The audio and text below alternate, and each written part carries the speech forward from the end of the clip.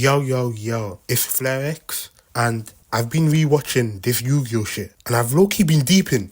This shit was serious, dog. I'm talking of blicks, souls getting snatched, people out here getting kidnapped, dog. This shit was real life O-Block. Bro, a bitch-ass nigga like you, if you weren't careful, if you made the wrong move, my nigga, you could end up having front row tickets to a Michael Jackson concert in 2024.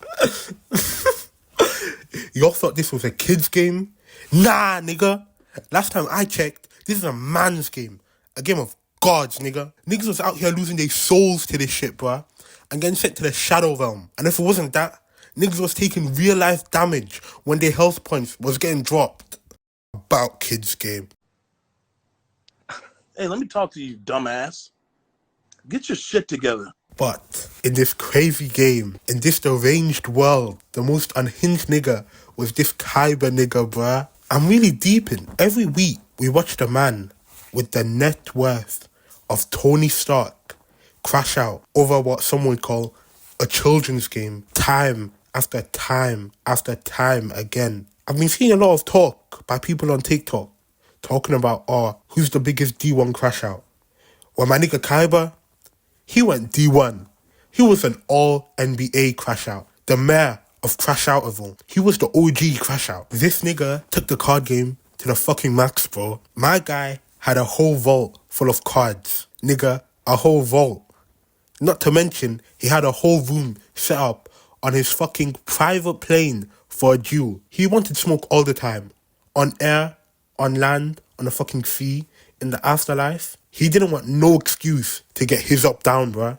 And to top the icing on the cake, my nigga set up a whole city-wide Battle City tournament, bro. And had the grand final of it on a fucking private island that he bought just to tear it down. My guys got too much motion, bro. Call my nigga the motion man. Because how many niggas do you know that are buying a private island and throwing that shit away like it's worth $5? I'm waiting. My nigga Kaiba, he was really on that, bro. He ain't doing none of that talking shit, bro. Kaiba would pull up from nowhere for the fade. I have plans that I cannot share with you right now because the haters will sabotage me. I have plans that I will not share right now because the haters will sabotage me. But I got some stuff in the works. He was really about that life. He was King Von before King Von.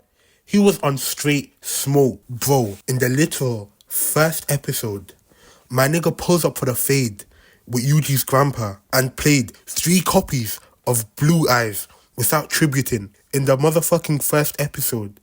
This nigga said, these hands are rated E. Everybody can get it.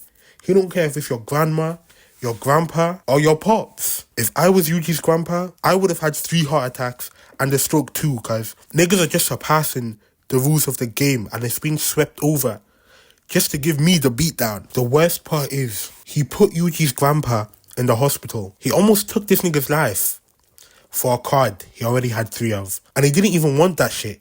He didn't even want to keep it. He tore that shit apart. So he was the only nigga on earth with 3 Blue Eyes cards. As a hater myself, this is top tier D1 hating. Bro, you just have to sit back and admire the talent. This is something we can all learn from. This is talent that can take you to the league. Once in a generation type hating, bro.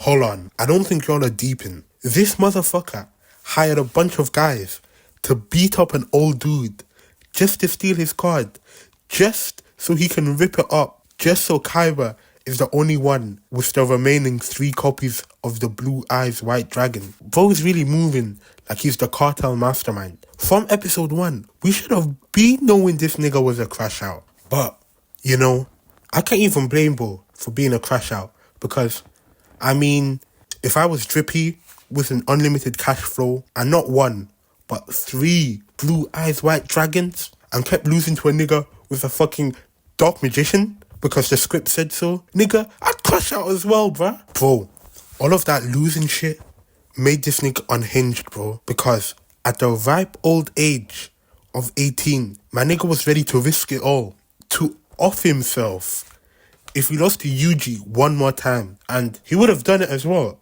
My nigga doesn't do empty threats. This wasn't even the craziest thing my nigga Kaiba did. Because, like I said, if he wants that fade, he's gonna get that fade. My nigga travelled to the afterlife to face them and give him the beatdown. You know, he ended up getting his ass beat, but still, he had the heart. It's not the size of the dog in the fight, but the heart of the dog in the fight, nigga. I don't know if I said that right, but it sounded cold. My nigga Kaiba had mad motion, and he wasn't afraid to let you know, because he was really flexing all the new cards that didn't even hit circulation yet. My nigga was a straight hawk. If you try to go band for band with this nigga, be prepared to start considering all your life choices because of how badly you're about to lose. You'll be out here begging this nigga to hold like a 0.001% of his bank account, nigga. Regardless of how many L's he might have taken or how many times he got his ass beat, he still managed to marry Ishizu. So I don't care what anyone says. He won the whole series because she was the baddest girl in that bitch. Either her or Mai. Those are the only two names I'm gonna hear anyone out on. But everyone glosses over the craziest thing that this nigga ever did. My nigga blew up an island while people were still there. You know, casually causing a mass genocide. But we just sweep over that because of how cold he is. Bitch, take that ass from the back. Stick the dick in your pussy, make that ass clap. Fuck what you heard. Y'all got bands. Pussy niggas talking shit. Bitch, I dropped your mans. You know how I be. Yeah, my bars wet. Fuck a bitch, make that ass clap till she wet.